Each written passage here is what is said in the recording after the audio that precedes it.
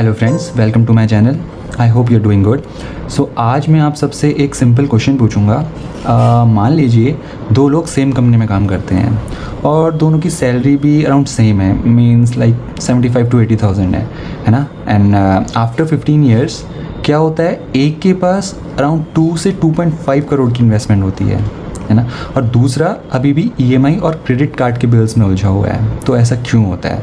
तो आज की वीडियो में मैं आपको बताऊंगा 6 बिगेस्ट मनी मिस्टेक जो डिसाइड करती हैं कि आप फाइनेंशियली फ्री होंगे या हमेशा सैलरी के भरोसे ही रहेंगे। तो let's start. So the topic is 90% people make these money mistake, है ना। So let's talk about first mistake.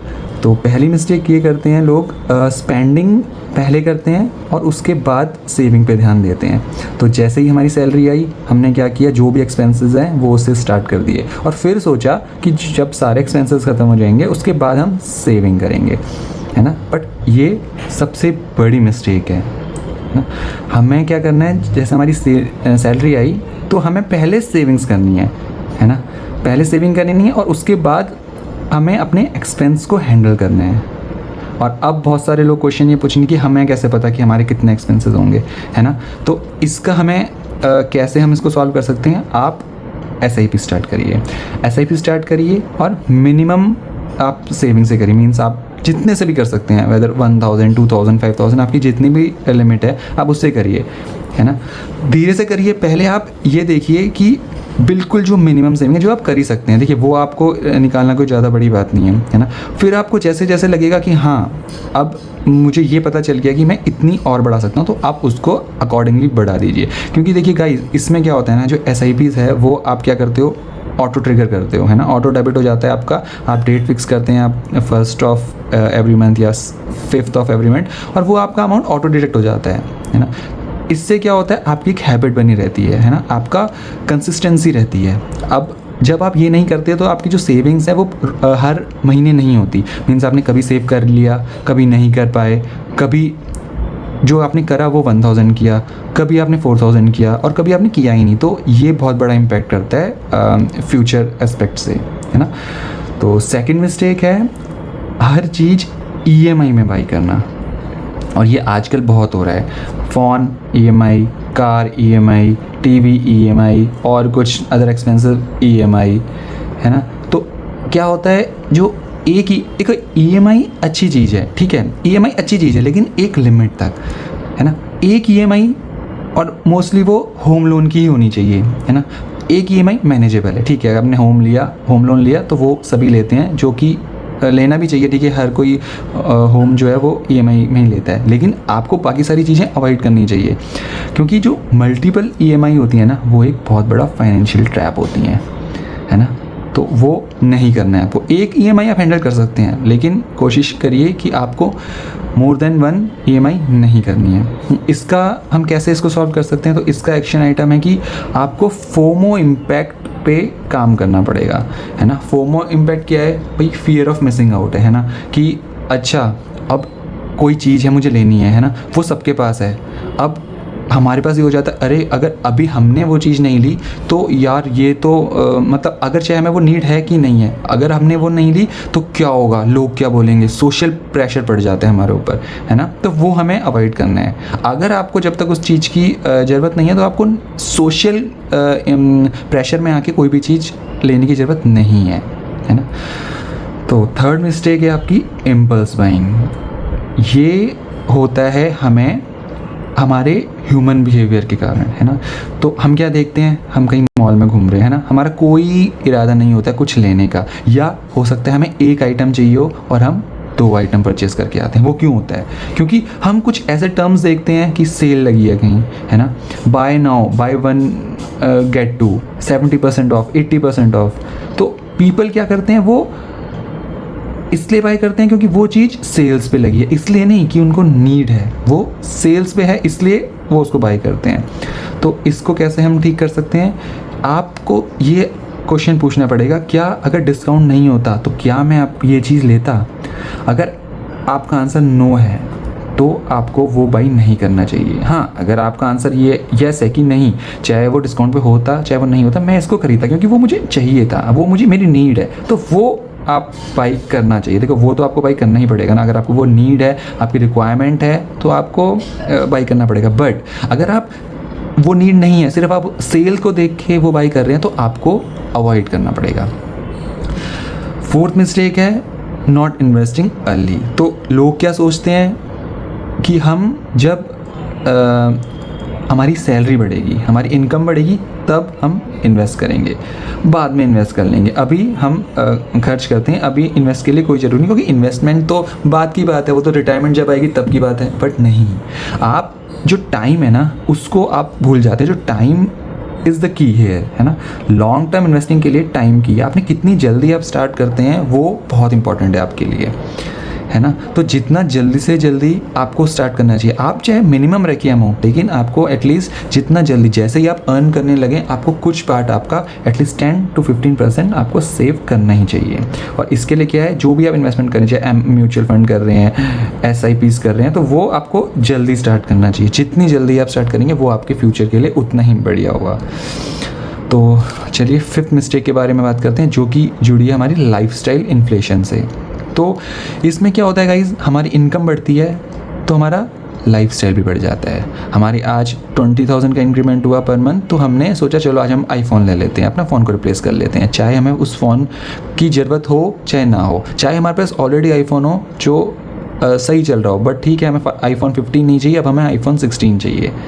तो ये नहीं करना है। अगर आपकी इनकम बढ़ रही है तो सारा का सारा स्पेंडिंग लाइफस्टाइल को बढ़ाने में नहीं करना, आपको सेविंग भी बढ़ानी है। हम क्या करते हैं, इनकम बढ़ती है, लाइफस्टाइल बढ़ जाता है, ठीक है।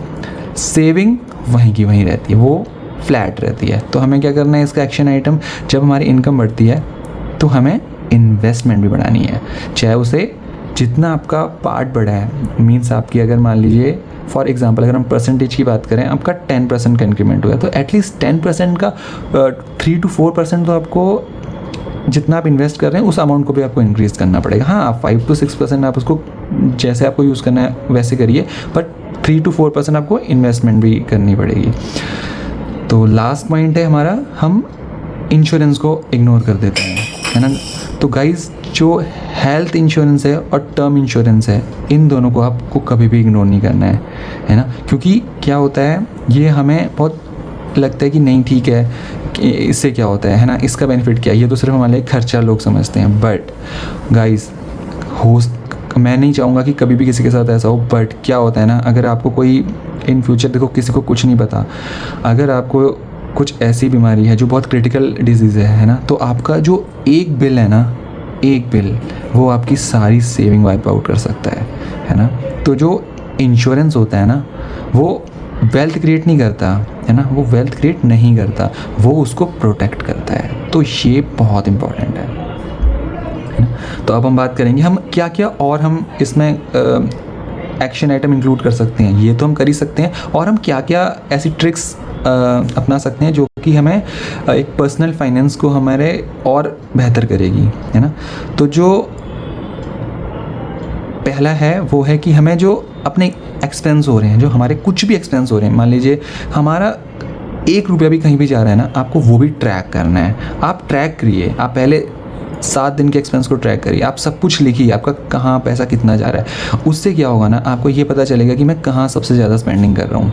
उसको आपको लिमिट करना पड़ेगा, नहीं इस में मुझे सिर्फ 20% स्पेंड करना है, और दूसरी चीज़ में मुझे 30% सेव करना है। तो उससे आपको ये जानने में भी ईजी रहेगा कि आप कितने की SIP आप स्टार्ट कर सकते हैं। अगर आपने ये चीज़ कर कि आपको पता है कि ठीक है, मेरा मान लीजिए आपका पर मंथ एक्सपेंस 50,000 है ना, तो आप क्या बोलेंगे, चलो 50,000 मैं 5,000 और एडिशनल करता हूँ, 55,000 में स्पेंड करूँगा। लेकिन जो और इनकम है, मान लीजिए जो 20 से 25,000 इनकम है, वो मेरी बची, तो उसकी मैं एटलीस्ट 20 या 25,000 की मैं SIP स्टार्ट करूँगा। तो ये कैसे जो अमाउंट हमें निकालना है, वो इस स्टेप से हम निकाल सकते हैं कि हमें क्या अमाउंट हमारे लिए सही है ना। ये सबका डिफरेंट हो सकता है ना, तो वो उनके एक्सपेंसेस के ऊपर होता है कि क्या चल रहा है, क्या एक्सपेंसेस चल रहे हैं, और आपकी सैलरी कितनी है, उसके हिसाब से आप ये ट्रैक कर सकते हैं। दूसरा, जो आपका क्रेडिट कार्ड का बिल है। लोग क्या करते हैं, दो ऑप्शन होते हैं, एक फुल पेमेंट करते हैं और एक मिनिमम ड्यू होता है। तो कभी भी क्रेडिट कार्ड में आपने कोई भी चीज़ ली है, आप उसका मिनिमम ड्यू कभी भी मत दो, आप उसका हमेशा फुल पेमेंट करो। क्योंकि जो मिनिमम ट्रैप होता है ना, मिनिमम ड्यू, वो एक काइंड ऑफ ट्रैप ही होता है। क्या होता है, मिनिमम आप ड्यू देंगे, ठीक है, उस मंथ तो क्लियर हो जाएगा, लेकिन नेक्स्ट मंथ जो आपने अमाउंट नहीं दिया उसका इंटरेस्ट लग के आता है। और क्रेडिट कार्ड का इंटरेस्ट बहुत हैवी होता है गाइस, वो अराउंड 16% है इंडिया में, है ना। जो थर्ड मिस्टेक है, वो जो थर्ड एक्शन आइटम है, सॉरी, तो वो क्या है कि हमें पहले इन्वेस्टमेंट करनी है, पहले इन्वेस्ट करनी है, उसके बाद हमें अपने एक्सपेंस को इंक्रीज़ करना है और फिर हमें अपने लाइफस्टाइल को इंक्रीज़ करना है ना, फिर एक्सपेंस को इंक्रीज़ करना है। फोर्थ पॉइंट है, हमें अपना इंश्योरेंस बाई करना है। हेल्थ एक इंश्योरेंस आपके पास होना चाहिए और एक टर्म इंश्योरेंस आपके पास होना चाहिए। और अगर आपके पास इंश्योरेंस है तो आपको एक रिव्यू करना पड़ेगा, है ना। मींस जैसे आप अभी सिंगल हैं तो आपके पास कुछ इंश्योरेंस है, आपकी शादी हो गई है ना, आपके चिल्ड्रन है, तो आपको उस कैपिटल को, मींस आपका 10 लाख का मान लीजिए इंश्योरेंस हेल्थ कवर है, जब आपको आपकी फ्यूचर की नीड पड़ेगी तो आपको उसको रिव्यू करना पड़ेगा, आपको उसकी अमाउंट को इंक्रीज़ करना पड़ेगा, ताकि आपका जो कवर है वो आपको सारी फैमिली मेम्बर्स को आपको ये कवर कर पाए, है ना।